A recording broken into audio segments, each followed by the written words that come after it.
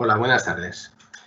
Como se ha comentado, dentro de este ciclo de conferencias sobre la química, pues tengo la satisfacción de poder hablaros de la química analítica, en este caso centrándola desde la perspectiva de la química analítica verde en lo que son el desarrollo de aplicaciones al análisis de drogas que hemos venido realizando en nuestro grupo de investigación Solindrugs, que forma parte del grupo Solinquiana del Departamento de Química Analítica de esta universidad.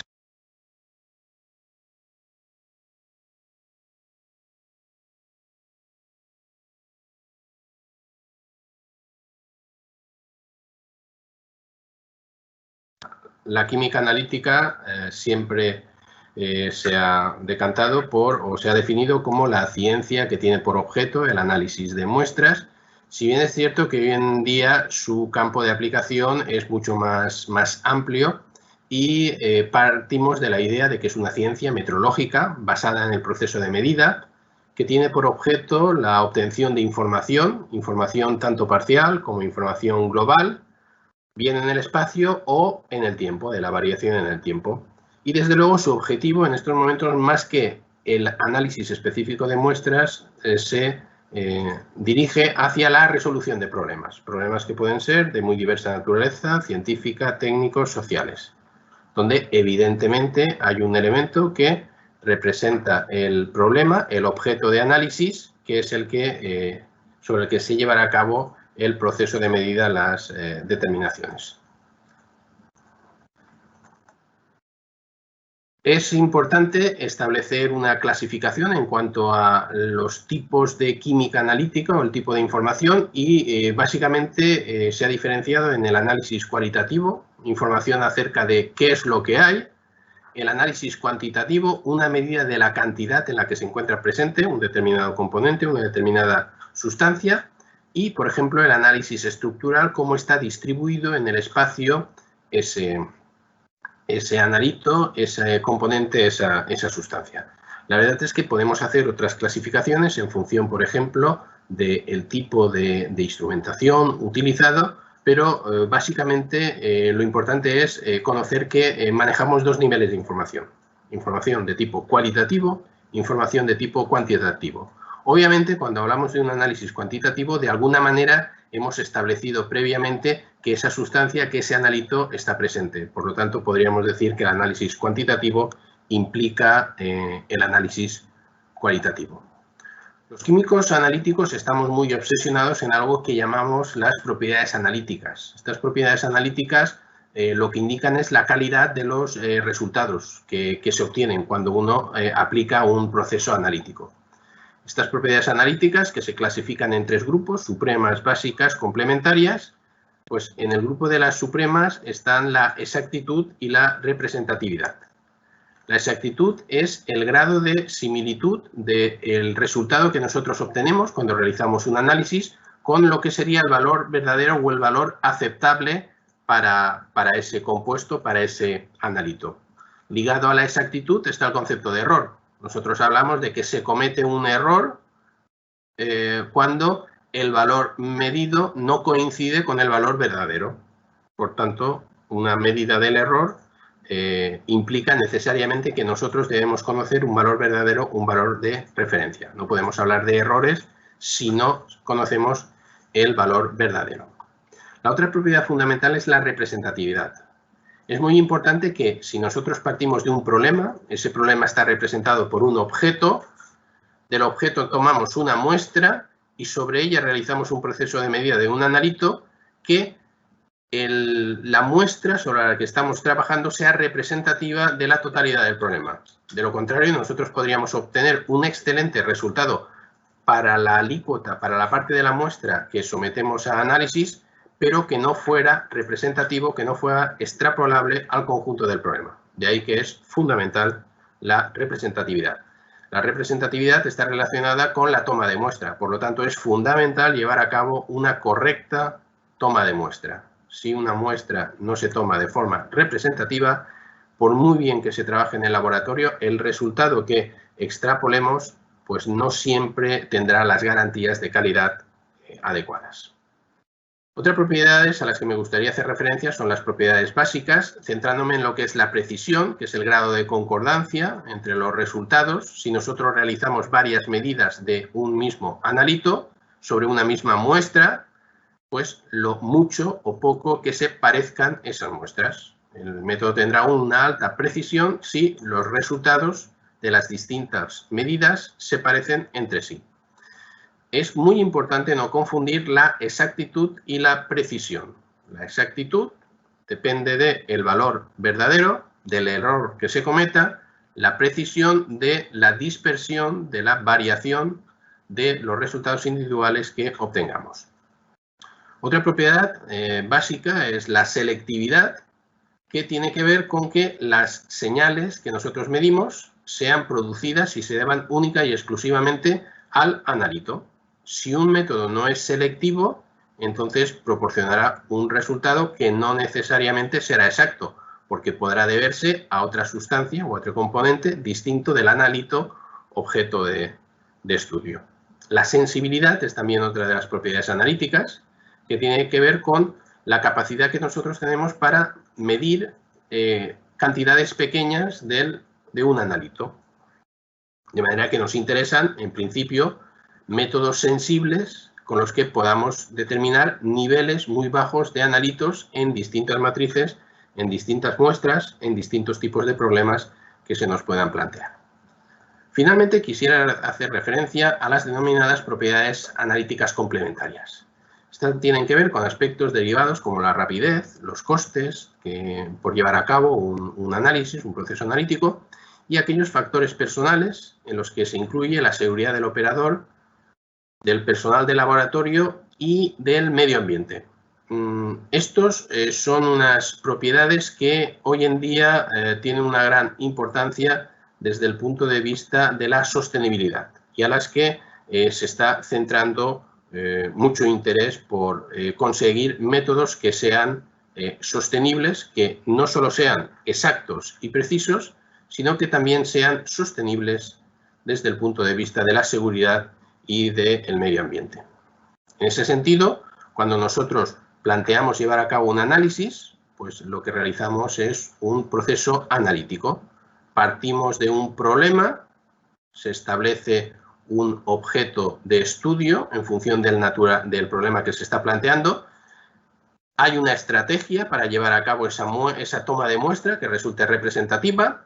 La muestra, en ocasiones, se tiene que someter a un proceso de preparación para tener el analito en unas condiciones en las que yo sea capaz de llevar a cabo una medida. A partir de ahí, obtengo un promedio, si realizo varias réplicas, que mediante un tratamiento adecuado de los datos da lugar a un resultado analítico. Y este resultado analítico es el que genera el informe químico, el informe analítico, que de alguna manera ve si está conforme o que hay que evaluar para verificar que efectivamente corresponde con el objeto de la investigación, consecuencia de la necesidad surgida por parte del problema. De modo que nosotros planteamos un proceso analítico que consta de distintas etapas, una de las cuales puede ser, la preparación de la muestra. En ese sentido, y hablando precisamente de esas propiedades complementarias a las que os hacía referencia, surgió el concepto de la química analítica verde, ligado también al concepto de la química verde, es decir, una química que resulte sostenible. A partir de los 12 principios de Anastas, de la química verde, pues se fueron tomando aquellas ideas que podían introducirse en lo que es la química analítica verde. De manera que si nosotros tuviéramos que definir esta química analítica verde, pues sería aquella que se basa en el empleo de procedimientos analíticos que traten de generar la mínima cantidad posible de residuos peligrosos, que resulten seguros en su empleo, que no supongan un perjuicio ni para el medio ambiente ni para las personas, y en la medida de lo posible que supongan un ahorro de energía. Por lo tanto, estamos hablando de métodos que sean sostenibles. Esa optimización de los procesos pasa por centrarnos en lo que es el uso de reactivos, disolventes y los materiales, tratar de buscar alternativas que resulten más sostenibles, que no resulten peligrosas, que no resulten tóxicas, También hay que abogar por el consumo de energía, el problema de la generación de los residuos, que puede ser muy importante, puede ser no, es muy importante, la seguridad inherente al tipo de materiales, de sustancias que estamos manejando, relacionados básicamente con su toxicidad, y desde luego la posible degradación que esto pueda suponer para el medio ambiente cuando se generan estos residuos. Obviamente, cuando nosotros planteamos un proceso analítico, lo que tratamos es de resolver un problema a partir de unas muestras que se toman representativas de ese problema al que hacía yo referencia.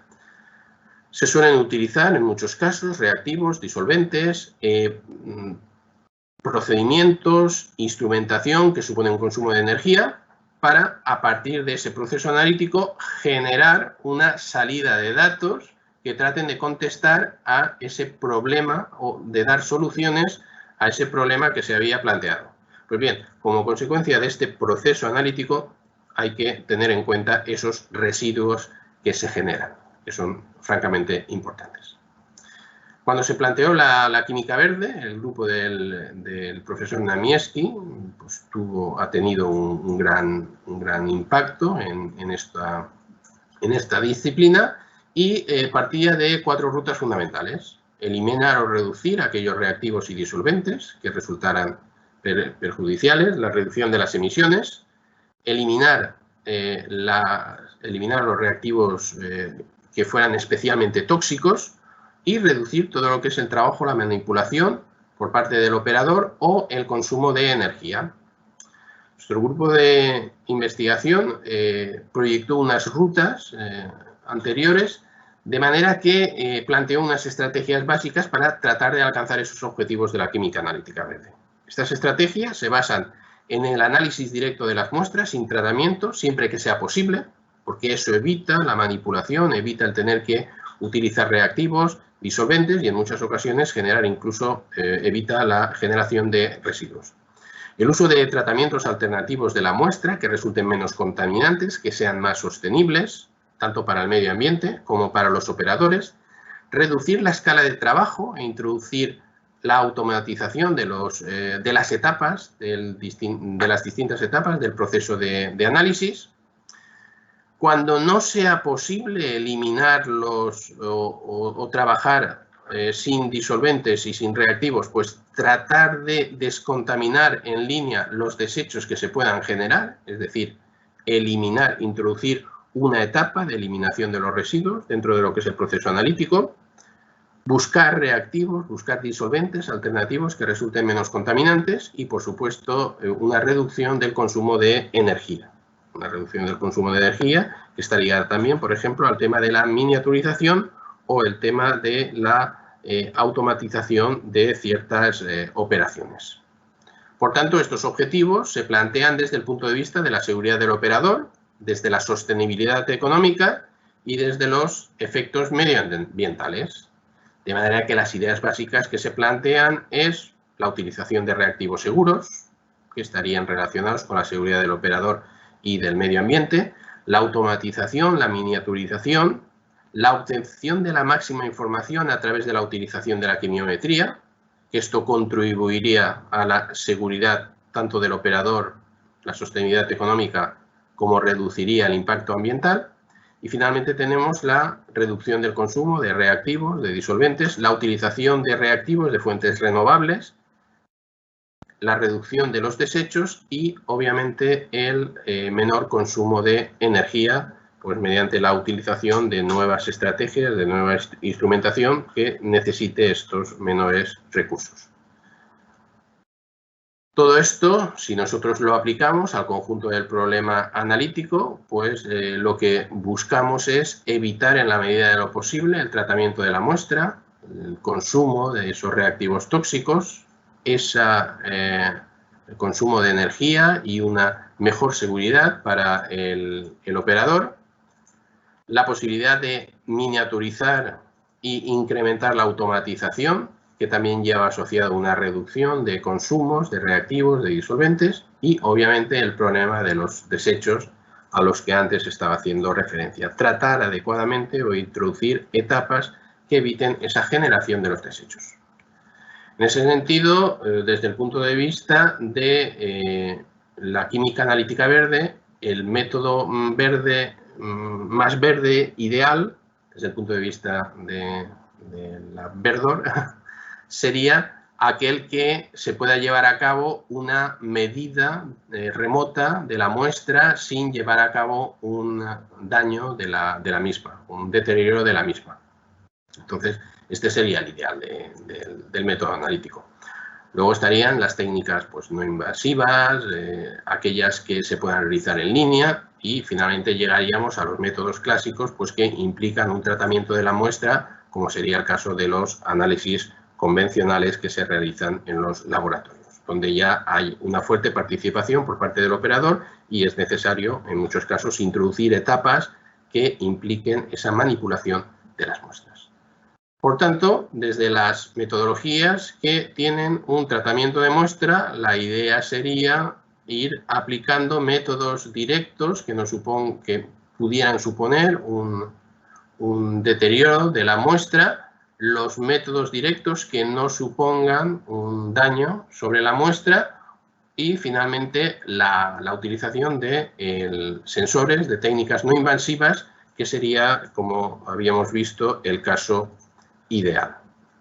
En ese sentido, pues hablaríamos también de los instrumentos analíticos verdes desde el punto de vista de la sostenibilidad, pues basados en medidas directas, no invasivas, que no requieran la utilización ni de reactivos ni de disolventes, que sean rápidos, que puedan ofrecer una respuesta para varios analitos de manera simultánea, que resulten portátiles, que permitan llevar a cabo los análisis in situ, que tengan un alto grado de automatización, un bajo coste de adquisición y de mantenimiento, que no tengan requisitos de potencia elevados para que se favorezca la portabilidad, que sean robustos, que no sean un equipo sensible, delicado, frente a lo que sea su utilización, fuera de lo que sería el trabajo en la bancada de laboratorio y que permitan, en la medida de lo posible, un control a distancia, lo que también supondría un elevado grado de automatización.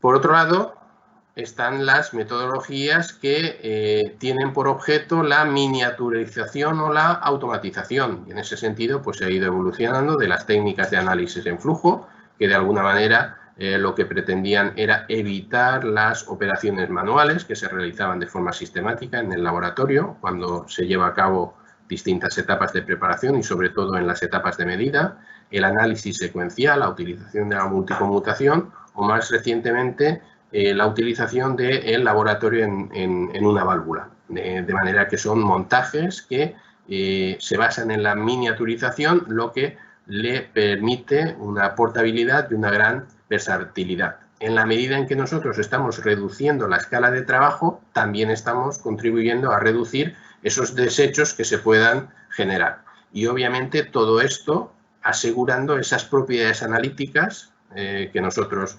denominábamos supremas o básicas, como eran la exactitud y la precisión. Obviamente sin renunciar nunca a estas características.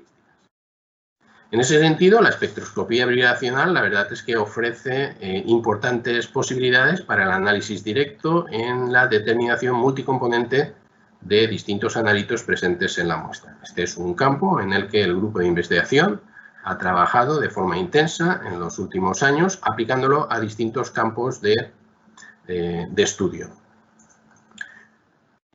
Básicamente, en espectroscopía vibracional tenemos distintos modos de medida, dos de los cuales son especialmente interesantes. Por un lado están las medidas de reflexión difusa, que se aplican al análisis de sólidos, de manera que nosotros tenemos un haz incidente, se genera una radiación difusa que va en distintas direcciones, que es recogida por un elemento óptico y llevada al detector. La ventaja de esta técnica es que se puede aplicar directamente sobre los sólidos.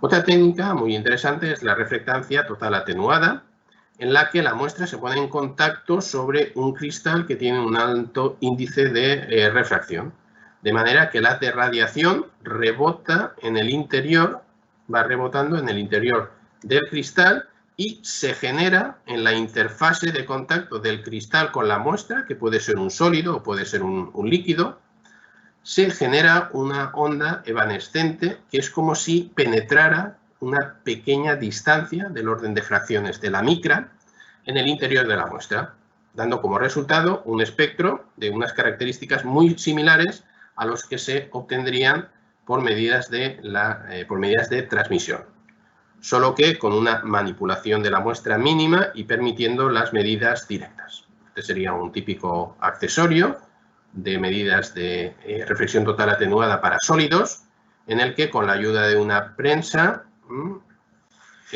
aseguraríamos que se ejerce una presión sobre la muestra para que haya un buen contacto con el elemento óptico, que en este caso es un diamante. Estos accesorios, como os decía, pueden utilizarse tanto para sólidos como para líquidos, habiéndose desarrollado hoy en día instrumentos que son francamente reducidos de tamaño, lo que confiere una fácil portabilidad. Las medidas de reflectancia difusa suelen utilizar una esfera integradora, de manera que tiene una ventana sobre la que se colocaría la muestra. Este es un equipo que opera en el infrarrojo próximo con su esfera integradora y aquí estaría la ventana en la que nosotros colocaríamos nuestras muestras, que pueden ir en viales de vidrio común, ya que la radiación del infrarrojo próximo es transparente al vidrio. Concretamente, el vidrio es transparente a la radiación del infrarrojo próximo, y esto facilita que nosotros podamos medir las muestras estando ellas contenidas dentro de un vial sin tener que manipularlas. Este vial podría estar perfectamente sellado, con lo cual no habría ninguna alteración, ninguna manipulación, ninguna destrucción de la muestra objeto de medida. Estos instrumentos han ido evolucionando, se han ido desarrollando, pues gracias a los nuevos materiales, se han reducido tamaños de detectores, se han reducido tamaños de componentes ópticos, y eso ha dado lugar a una generación de equipos de reducidas dimensiones que son francamente portátiles y que se pueden utilizar pues ya no se utilizan únicamente en el escenario del laboratorio, sino que se pueden llevar al punto donde se está generando el problema. A modo de ejemplo, aquí os indico un espectrómetro Raman, pues que tendría unas dimensiones similares, un poquito más grande que lo que sería un paquete de cigarrillos actual. Es decir, estamos hablando de equipos realmente pequeños y con unas enormes posibilidades. Por ejemplo, estas técnicas vibracionales permiten, como es el caso de la reflectancia difusa o como es el caso de la espectroscopía Raman, pues permiten el que nosotros podamos incluso medir las muestras a través del paquete en el que se encuentran. Una muestra que esté contenida en un paquete de plástico o en un blister. Estos son típicos análisis de productos farmacéuticos que se encuentran en forma de presentación en su blister. Y bueno, aquí comparamos lo que es el producto en el blister, lo que es el comprimido fuera del blister y lo que sería un patrón de la sustancia. Y vemos que efectivamente la coincidencia es alta, y tanto para espectroscopía NIR como para la espectroscopía Raman, que es el ejemplo que os estoy mostrando ahora.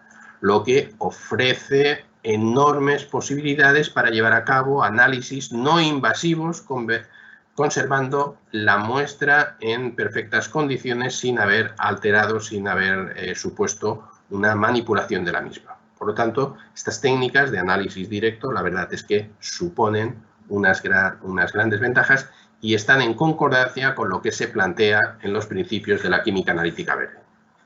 A modo de ejemplo, indicaros que si yo tengo unos espectros, en este caso son espectros de la región NIR, de distintos componentes, mediante un tratamiento factorial, yo estos espectros los puedo descomponer y generar unas representaciones de las muestras en un espacio de factores, con lo cual las muestras que son similares aparecen agrupadas y esto me permite llevar a cabo una clasificación, una identificación de las muestras dependiendo del grupo al que más se parecen.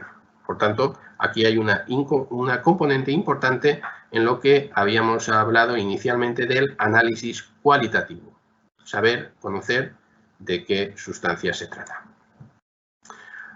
Vamos a comentar, o voy a comentaros, algunas de las aplicaciones que nosotros hemos venido desarrollando en el campo del análisis de drogas.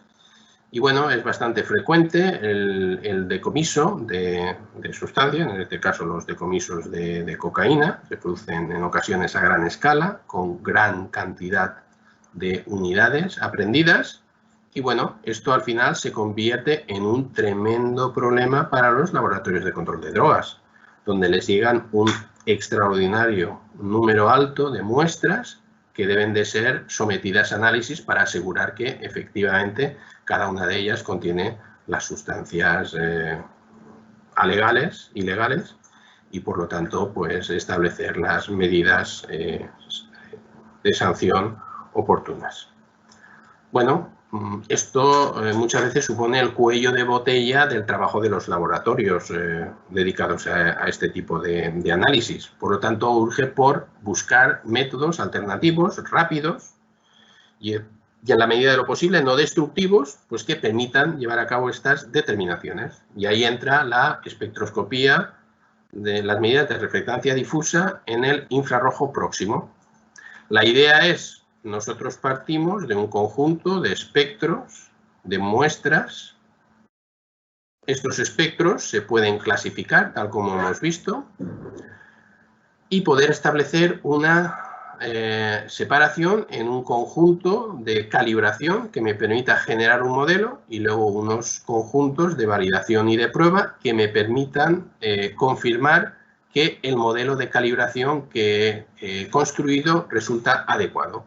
Obviamente, para la construcción de este modelo necesito unos datos de referencia que se pueden obtener por los métodos convencionales, y con los espectros y con los datos de referencia yo genero unos modelos de calibración multivariante, en este caso por mínimos cuadrados parciales, de manera que cuando ya tengo seleccionado, creado ese modelo de predicción óptimo, lo utilizo para el análisis de muestras desconocidas. De manera que entonces ya tengo construida la herramienta y simplemente me dedico a aplicarla a otras muestras desconocidas. Mirad, aquí tenéis a modo de ejemplo lo que serían los espectros NIR de una serie de muestras de cocaína, en este caso muestras de cocaína de alta pureza, y lo que son muestras de menudeo que han sido cortadas con distintas sustancias. Lo habitual suele ser lidocaína, cafeína, piracetam, procaína. Como veis, presentan bandas diferentes y que obviamente esto puede contribuir a que yo pueda establecer un modelo tratando de fijarme en la señal característica de lo que sería en este caso la cocaína. Como vemos en la figura, hay un fuerte solapamiento espectral, por lo tanto yo no puedo tratar de hacer unas medidas directas, sino que tengo que recurrir a estas técnicas de calibración multivariante. Ventaja del proceso en que los espectros se obtienen a través de medidas directas de la muestra contenida en viales, tal como se mostró anteriormente, de manera que yo tengo mi muestra de polvo en el vial y la mido a través de la ventana de la esfera integradora, sin alterar, sin modificar, y esa muestra permanece totalmente inalterable y puede ser utilizada luego para cualquier tipo de análisis contradictorio, lo que desde el punto de vista legal es muy importante. No hay una destrucción de la muestra se sigue conservando y se podrá realizar cualquier contraanálisis que sea requerido. Nosotros partíamos de un conjunto importante de muestras con niveles de concentración que iban desde el 11,4 de cocaína hasta un 94%. Y bueno, a partir de los espectros, cuando nosotros hacemos una clasificación, pues el sistema, el modelo, aplicando en este caso un análisis, una clasificación de clúster, lo que veíamos es que claramente se diferenciaban aquellas muestras de alta pureza de aquellas muestras que procedían del menudeo. Además, dentro de las muestras de menudeo también se establecían distintas categorías que muchas veces estaban relacionadas en función de la sustancia de corte que se estuviera seleccionando. De esta manera, con un conocimiento de las muestras de partida, nosotros podíamos establecer un conjunto de calibración y un conjunto de validación con el cual construir un método. Un método que lo que hacía era predecir muestras que no se habían utilizado para la calibración. De manera que tenemos, por un lado, el proceso de calibración, construcción del modelo, y luego el proceso de validación, asegurarnos que el modelo funciona correctamente con unas muestras que no han sido utilizadas para la calibración. Esto sería una validación con un conjunto externo, y una vez ya se han seleccionado las condiciones más adecuadas, que pasan por selección del intervalo espectral, pretratamiento de los datos, el número de factores, son variables que se utilizan, pues entonces cuando ya nosotros tenemos nuestro método, lo aplicamos al análisis de muestras desconocidas, obteniendo resultados que comparados con los métodos de referencia, en este caso la cromatografía de gases, pues resultaban estadísticamente comparables. ¿Ventajas?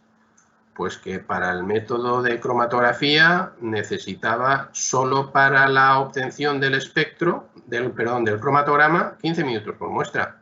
Además, las muestras debían de prepararse utilizando etanol y un patrón interno que es el tetracosano. Además, esa muestra requería de disolución, lo cual consume un tiempo y se generan una serie de residuos. Con el método NIR las medidas eran rápidas, tardaban menos de 5 minutos por muestra, incluyendo la homogenización y las medidas por triplicado, es decir, que los análisis se realizaban por triplicado, no se requiere la utilización de disolventes, la muestra se conserva perfectamente dentro del vial y no se genera ningún tipo de residuos. Por lo tanto, este método respondería a las características de la química analítica verde de sostenibilidad y con los indicadores de verdor de los métodos analíticos, pues entonces estos métodos basados en las medidas directas por reflectancia NIR en el infrarrojo próximo y calibración multivariante, pues contarían con la máxima puntuación dentro de esta escala. Estas medidas se pueden aplicar, o las hemos aplicado también, a el análisis de la presencia de sustancias en tejidos impregnados. Se utilizan distintas técnicas para poder introducir la droga en los distintos mercados y uno de ellos es a través de su impregnación en prendas y en tejidos. Esto es un ejemplo de medidas de reflectancia total atenuada, en este caso en el infrarrojo medio, de una tela impregnada por ambas caras. Vemos que las señales que se obtienen son prácticamente coincidentes y si nosotros comparamos distintos tejidos con un patrón de cocaína, vemos que efectivamente en estos tejidos impregnados con cocaína se distingue perfectamente la banda de la cocaína o las bandas características de la cocaína. Por lo tanto, nosotros podríamos abordar también el análisis de este tipo de muestras, no solo para la identificación de la presencia de cocaína, sino para establecer una cuantificación del contenido de la cafeína en esos tejidos impregnados. Os hablaba de la esfera integradora. También es posible utilizar una sonda de fibra óptica, con lo cual la sonda se puede utilizar para medir estos tejidos. Aquí tenemos el ejemplo en la zona del infrarrojo próximo, donde vemos que ambas caras del tejido pues, muestran unas bandas similares. Si comparamos los distintos tipos de tela, vemos que esas bandas coinciden perfectamente con las bandas de un patrón de cocaína, de clorhidrato de cocaína.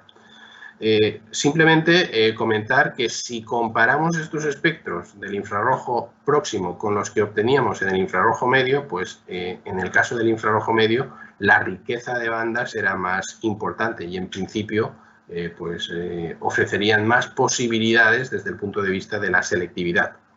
También es cierto que las medidas en el infrarrojo próximo son francamente precisas, a pesar de que nosotros inicialmente en las medidas de reflexión difusa podamos obtener medidas aparentemente distintas. Esto sería un polímero impregnado con cocaína. Aparentemente las medidas son diferentes, pero cuando nosotros hacemos los pretratamientos adecuados desde el punto de vista de tratamiento de la señal y los analizamos con los modelos PLS generados, pues vemos que las medidas en los distintos puntos confieren unos resultados que son prácticamente comparables. Lo que pone de manifiesto que a pesar de que aparentemente las señales pues, podían ser diferentes, los resultados que proporciona el modelo son muy comparables. Aquellas diferencias fundamentalmente se debían a desplazamientos de la línea base como consecuencia de las irregularidades en la superficie de la muestra que suponen que los fenómenos de reflectancia difusa se vean modificados. Existen funciones matemáticas, como la corrección de Kubel-Kamun, que de alguna manera lo que hacen es evitar estas situaciones y tratar de unificar las señales. Otra de las aplicaciones en las que hemos trabajado en medidas directas es la utilización de la espectrometría de movilidad iónica. En este caso, para la determinación de restos de THC, de tetrahidrocannabinol, en las manos. La espectrometría de movilidad iónica lo que hace es que mediante calentamiento térmico se vaporiza la sustancia y esta sustancia se introduce en un campo eléctrico y presenta distinta movilidad y llega a distintas velocidades con distintos tiempos de deriva al detector. De manera que nosotros lo que obtenemos es un registro de el tiempo de deriva de cada uno de los componentes y una intensidad de la señal que está llegando al detector.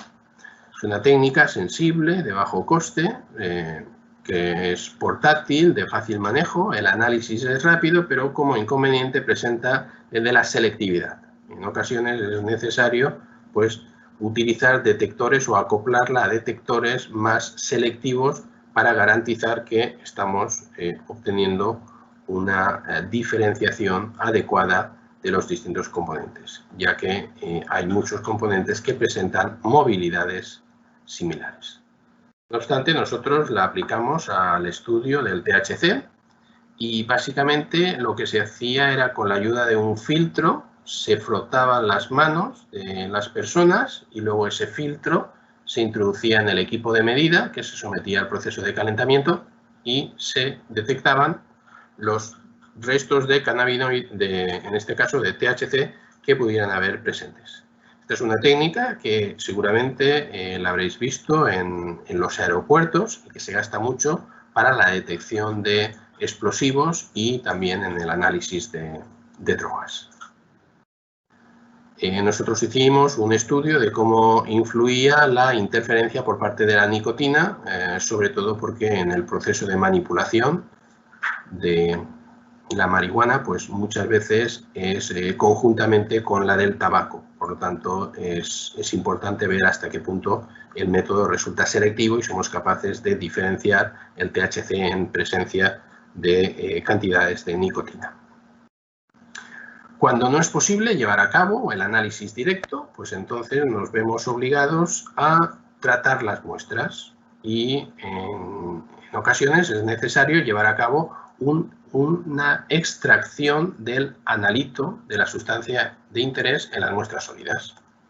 En ese sentido, se cuentan con distintas estrategias, desde una simple agitación con un disolvente, una extracción en un sistema SOSLE, la utilización de la energía de ultrasonidos o la extracción asistida con disolventes, asistida por temperatura y presión, la extracción asistida por microondas o la extracción con fluidos supercríticos. Por tanto, tenemos ahí distintas posibilidades con más ventajas o con más inconvenientes, dependiendo cada una de ellas.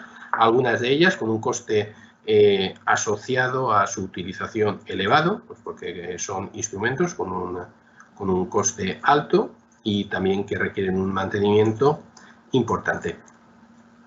En el caso de la energía de ultrasonidos, pues frente a los baños convencionales de ultrasonidos se han desarrollado sondas focalizadas que consiguen una mayor efectividad a la hora de realizar extracciones. O, como comentábamos, los fluidos presurizados. Nosotros tenemos una muestra sólida contenida en un dispositivo, en un cartucho, y este cartucho se somete al paso de un disolvente que se encuentra calentado y a alta presión. Sabéis que el proceso de extracción sólido-líquido, por ejemplo, la preparación de una infusión, se ve favorecida si nosotros utilizamos el agua caliente. Cuanto más caliente, más efectiva, más rápida es esa extracción. Pues con estos sistemas nosotros podemos seleccionar los disolventes, distintas presiones de trabajo. El dispositivo opera a presiones de incluso 100 bares, es decir, francamente altas, con lo que aseguramos una extracción de los análitos. ¿Inconvenientes? Pues el dispositivo tiene un coste elevado.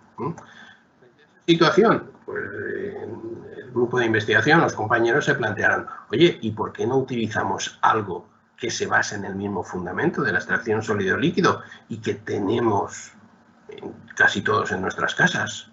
Una cafetera Nespresso. La cafetera Nespresso es una extracción sólido-líquido a una temperatura alta, si comparamos con la temperatura ambiente, a una presión que es bastante elevada, no llega a los 100 bares, pero es una presión que se acerca a los 20 bares, y con un caudal de muestra aceptable, adecuado para poder llevar a cabo esa extracción. Inconvenientes: las condiciones de extracción vienen fijadas por el modelo de la cafetera que se esté utilizando y luego que no tienen las medidas de seguridad de los dispositivos que hemos visto anteriormente. Como ventajas, pues que la extracción es simple y rápida. Se pueden utilizar cápsulas desechables y entonces la contaminación cruzada es mínima. Alta accesibilidad y sobre todo el precio. Una cafetera puede estar del orden de 50 a 100 euros cuando un equipo de extracción presurizada estamos hablando de varias decenas de miles de euros. Por lo tanto, hay una diferencia clara. Bueno, el planteamiento que se hizo fue: se toma la muestra, se mezcla con una sustancia para evitar que se apelmace, se introduce en una de las cápsulas desechables y entonces, con la ayuda de la cafetera, se lleva a cabo una extracción. La cafetera fue modificada, lo que son las conducciones, para poder trabajar con disolventes orgánicos, y en este caso se utilizaba el alcohol isopropílico, que es un disolvente que resulta francamente sostenible de cara al medio ambiente en comparación, por ejemplo, con los disolventes clorados o con otros disolventes derivados del petróleo. Este extracto luego se medía por espectrometría de movilidad iónica, ya que lo que buscábamos eran los cannabinoides, básicamente el THC, o se medía por cromatografía de gases. De manera que lo que se hizo fue un estudio con las distintas partes de la planta y se estudió pues los contenidos que se obtenían, tanto con un tratamiento en la cafetera Nespresso como con un tratamiento basado en la utilización de un baño de ultrasonidos. De manera que vemos que los resultados son comparables desde el punto de vista estadístico. La rapidez es mucho mayor cuando se utiliza la cafetera Nespresso y, en este caso, con una sola extracción, con un solo ciclo, pues prácticamente obteníamos más del 90% del THC presente en las plantas. Bueno, a veces se requiere un tratamiento más complejo de las muestras y en el caso de las medidas por espectrometría de movilidad iónica, pues si nosotros tratamos de trabajar con muestras biológicas, como puedan ser fluidos biológicos, saliva, sangre, orina, pues muchas veces no es posible, o en la mayoría de los casos no es posible trabajar directamente con esas muestras, sino que es necesario llevar a cabo un tratamiento en los que se realiza una extracción del analito. A diferencia de lo que hemos visto anteriormente, que era una extracción sobre una muestra sólida, en el caso de las muestras líquidas, pues tenemos que recurrir a otras técnicas. Por ejemplo, una extracción en fase líquida, o una extracción en fase sólida, o una microextracción en fase sólida, que sería una variante de la extracción en fase sólida, pero utilizando menor cantidad de la fase sólida y generalmente sobre un determinado soporte. Cada uno de estas técnicas tiene sus ventajas y sus inconvenientes que nosotros debemos adecuar a la naturaleza de la muestra que estamos trabajando, al tipo de analito que queremos determinar y también a la técnica que vamos a utilizar para el proceso de medida. Aquí os muestro un ejemplo en el que se determinaba, en este caso, muestras de éxtasis.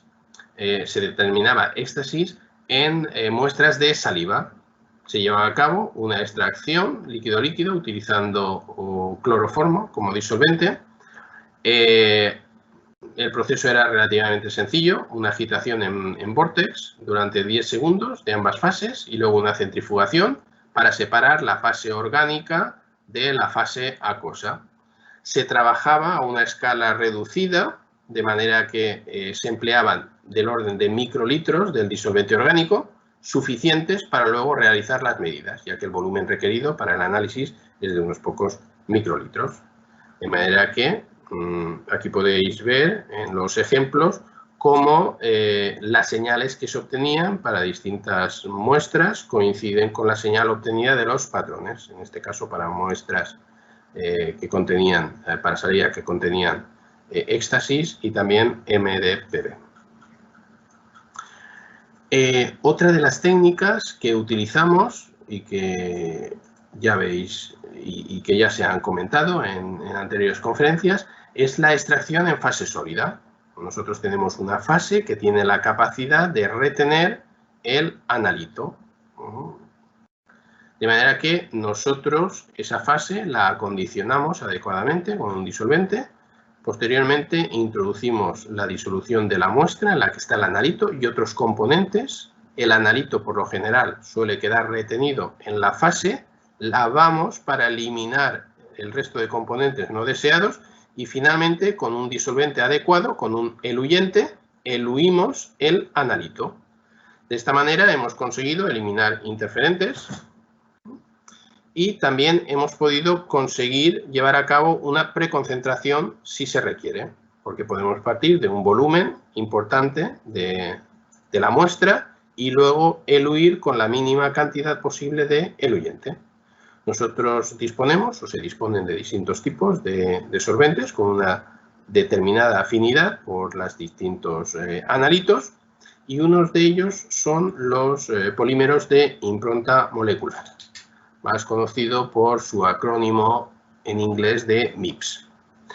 En estos polímeros lo que se hace es que partiendo de una molécula, de una plantilla, de un analito de interés, se realiza una reacción de polimerización en la que se crean una serie de huecos o se genera una plantilla en torno a la sustancia de interés. Posteriormente se elimina la sustancia de interés, con lo que se han generado una serie de huecos específicos de esa sustancia, lo cual hace que este tipo de fases tengan una alta selectividad. Estas fases ya pueden utilizarse de distintos modos, empaquetadas o, por ejemplo, en la punta de pipetas, y de esa manera pues nosotros vamos manipulando las muestras de forma rápida, de forma bastante automática, pudiendo automatizarse completamente el proceso, y conseguimos eliminar esas interferencias, conseguimos llevar a cabo en ocasiones esa preconcentración del analito. Aunque en estas configuraciones que os estoy mostrando en estos momentos, normalmente se utiliza más como limpieza. Los factores de preconcentración que puedan obtenerse no son especialmente altos. En ocasiones es necesario o podemos mejorar la selectividad de las medidas si nosotros introducimos una etapa de derivatización en la que formamos un compuesto a partir del analito que sea más selectivo. Eso implica que tengan que realizarse distintas operaciones y estas operaciones pueden llevarse a cabo de forma automática. Este es un ejemplo de un lab on a valve, de manera que hay distintas operaciones como pudieran ser la derivatización o las operaciones de preconcentración utilizando unas determinadas partículas de fase sólida. De manera que de forma automática y mediante un flujo secuencial se van realizando las distintas etapas, se va introduciendo la muestra, se va reteniendo sobre la fase, posteriormente la fase se lava, se eluye y cuando ya se eluye, entonces se lleva al equipo de medida. Pues en este caso, el desarrollo que se llevó a cabo utilizaba como equipo de medida la espectrometría de movilidad iónica. Otras fases interesantes son las fases magnéticas, las fases sólidas magnéticas, la extracción en fase sólida magnética. Esta extracción dispersiva tiene la ventaja en la que nosotros tenemos la muestra con nuestro analito, nuestros interferentes, introducimos la fase que es magnética, se somete a un proceso de agitación, con lo cual el analito queda retenido sobre la fase y la ventaja que tiene es que con la ayuda de un campo magnético, con la ayuda de un imán, nosotros las partículas magnéticas las atrapamos, de manera que podemos eliminar la fase líquida. Podríamos realizar las etapas de lavado y demás. El método es francamente sencillo, rápido, se puede trabajar a una escala miniaturizada y es muy versátil. Inconvenientes, pues que muchas de estas fases magnéticas convencionales pues no disponen de la selectividad adecuada. Frente a esa cuestión, lo que se puede hacer es introducir un proceso de polimerización para crear un MIP en torno a estas partículas magnéticas, de modo que estas fases MIPs sobre soportes magnéticos se podrían utilizar para este tipo de extracciones. De manera que la fase se introduciría con la muestra líquida y con la ayuda del campo magnético se retendrían las partículas, se realizarían las distintas etapas de lavado y finalmente la elución. Y en nuestro caso, pues esto se ha utilizado, el grupo ha trabajado, ha desarrollado aplicaciones para la determinación de distintas sustancias, como pueda ser la cocaína en saliva. Y de esa manera luego poder introducirlas de forma directa en un equipo de espectrometría de movilidad iónica.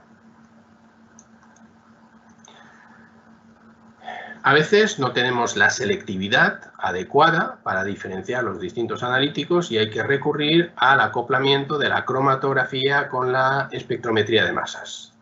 De manera que cromatografía líquida, espectrometría de masas, cromatografía de gases, espectrometría de masas son dos tándems muy habituales que se caracterizan por una alta selectividad, una alta sensibilidad, resultan robustos, lo que ocurre es que pues, tienen un coste elevado y muchas veces requieren de un personal entrenado para su utilización. Hoy en día tenemos una gran cantidad de nuevas sustancias psicoactivas que se ofrecen en el mercado, que aparecen en el mercado y que requieren que los laboratorios de control pues, tengan que estar constantemente desarrollando procedimientos para llevar a cabo estas determinaciones. De manera que estas nuevas drogas de abuso pues, suponen un problema muy importante, un problema global, tienen en muchas ocasiones efectos para la salud, un gran impacto social a través de los medios sociales y aunque no son ilegales, pues son un tanto alegales y muchas veces son objeto de tráfico. Os voy a comentar de manera rápida algunos estudios en los que hemos estado trabajando. Uno de ellos era la determinación de estas sustancias impregnadas en matrices vegetales. lo que hacíamos era llevar a cabo una extracción de manera sencilla, con una pequeña cantidad de disolvente, en este caso alcohol isopropílico, y utilizábamos la técnica de película seca, de manera que 5 microlitros del extracto lo evaporábamos sobre el cristal ATR. Al eliminar el disolvente, todo el sólido disuelto quedaba pegado sobre el cristal, lo que permitía que nosotros pudiéramos llevar a cabo las medidas directas, en este caso en el infrarrojo medio. Y la estrategia era la siguiente: nosotros teníamos unas librerías que se habían creado para distintos tipos de matrices, de manera que cuando obteníamos el espectro, identificábamos el tipo de matriz de la que se trataba, llevábamos a cabo una sustracción de la matriz y al restar la matriz, entonces nos quedaba la contribución por parte de la sustancia psicoactiva. Y entonces ya esta sustancia psicoactiva se podía pasar por una biblioteca de este tipo de compuestos y poder establecer con una alta correlación de qué tipo de sustancia se trataba. A modo de ejemplo, fijaros que cuando tratábamos de establecer para el caso de los cannabinoides sintéticos, cuando tratábamos de establecer una correlación directamente entre el extracto que obteníamos y el cannabinoide, los factores de correlación pues no eran altos. En cambio, una vez restábamos la matriz adecuada, estos valores de correlación aumentaban de forma notable. Y pues era posible llevar a cabo determinaciones para niveles de concentración del orden de miligramos por litro de la sustancia. Es decir, que la técnica de medida resulta bastante sensible. Si además nosotros seleccionamos bandas características de los compuestos, podríamos establecer un calibrado y podemos determinar un valor cuantitativo del nivel en el que se encuentra esa sustancia en la muestra. En otro caso, pues partíamos de un conjunto muy grande de muestras, tanto sobre matriz vegetal, sobre polvos, en forma de polvos, de manera que se trataron, en este caso con acetona, se separaron mediante centrifugación el residuo insoluble y luego se procedió al análisis por cromatografía de gases. Utilizando como variable el tiempo de retención o las librerías, se dedujo el tipo de compuesto, de sustancia que estaba presente en las distintas matrices, dando como resultado distintos compuestos de familia de los cannabinoides y de las catinonas. Y ya para finalizar, en un tercer ejemplo, pues partimos de un decomiso que se realizó sobre 320 muestras de polvos blancos que supuestamente eran polímeros que se habían importado. Se sometieron a medidas de refractancia total atenuada de sólidos en el infrarrojo medio, con lo cual se establecieron distintos grupos de sustancias, distintas familias.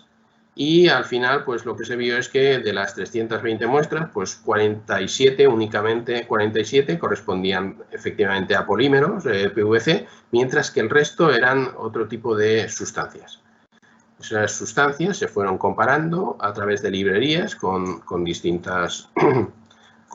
los distintos patrones de las librerías, con las distintas referencias, obteniéndose unos elevados valores de correlación y procediendo a su identificación a partir de los espectros IR. Como además las muestras no se destruían, estas muestras se podían analizar por cromatografía de gases para confirmar que efectivamente se trataban de la sustancia que se había identificado mediante espectroscopía infrarroja, teniendo en cuenta que en el caso de la espectroscopía IR, pues no se destruía la muestra. Y, por lo tanto, pues desde el punto de vista de la sostenibilidad, llevábamos a cabo un análisis directo sin la necesidad de ningún tipo de disolvente ni de ningún tipo de reactivo. Bueno, al final, pues las sustancias resultaron ser distintos tipos de cannabinoides, catinonas, anfetaminas y, bueno, todo un recital.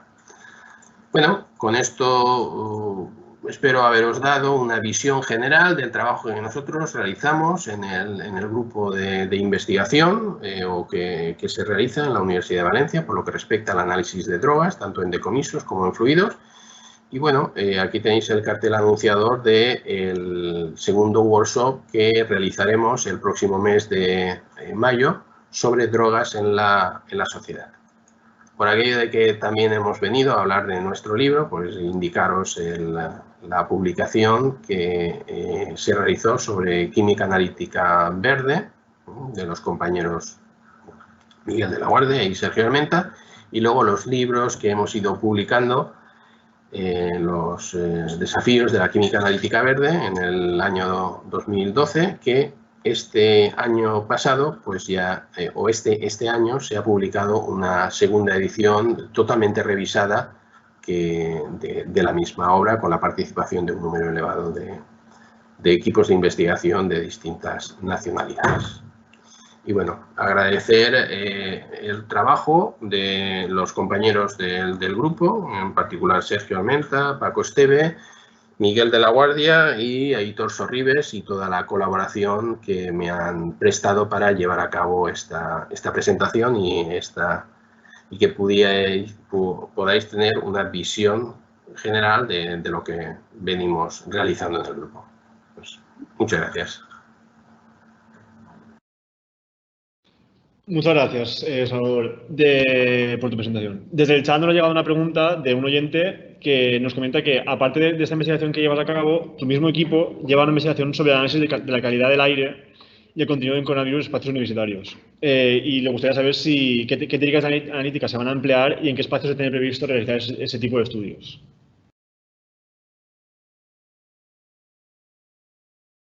Este es un proyecto que se realiza con el Laboratorio de Salud Pública. Realmente el proyecto lo lanza el Laboratorio de Salud Pública y los compañeros, que también son profesores del Departamento de Química Analítica, pues han optado por utilizar un escenario como la Facultad de Químicas para llevar a cabo esos estudios. Básicamente de lo que se trata es de utilizar o evaluar distintos sistemas de captadores de aerosoles para tratar de recoger, de captar los posibles, el COVID que pudiera haber en estos aerosoles y de alguna manera evaluar cuál sería el modo de transmisión. Estos captadores operan teniendo en cuenta distintos tamaños de partícula, por lo tanto, distintos tamaños de aerosol. Por lo tanto, aparte de poder establecer la presencia o no, lo que indicará si los protocolos que se están utilizando tanto en la universidad como en los centros de atención primaria, donde también se va a aplicar estos estudios, lo que nos permitirá es ver si los protocolos son adecuados de ventilación y se evita el que el COVID pueda estar danzando por el aire. Y, por otro lado, información de tipo o relativa a cómo se produce esa transmisión en los aerosoles. Información sobre el tamaño de las gotas, la persistencia del virus en un determinado tamaño de gota, porque evidentemente el tamaño de estos aerosoles va a hacer que su permanencia en suspensión en el aire varíe. Y eso hoy en día, en este momento, es de gran importancia para poder evaluar los procesos de transmisión, de los que pues tampoco se tiene tanta información respecto a cómo funcionan estos aerosoles.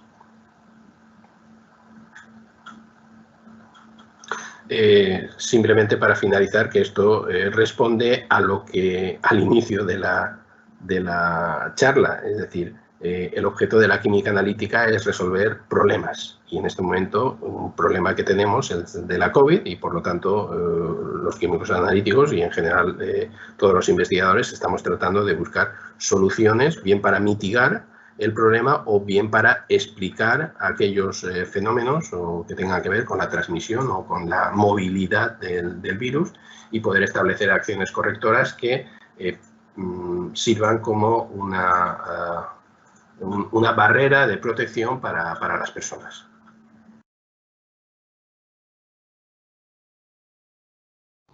Bueno, muchas gracias por tu tiempo, Salvador, y hasta otra. Bien, muchas gracias. Ya hemos terminado.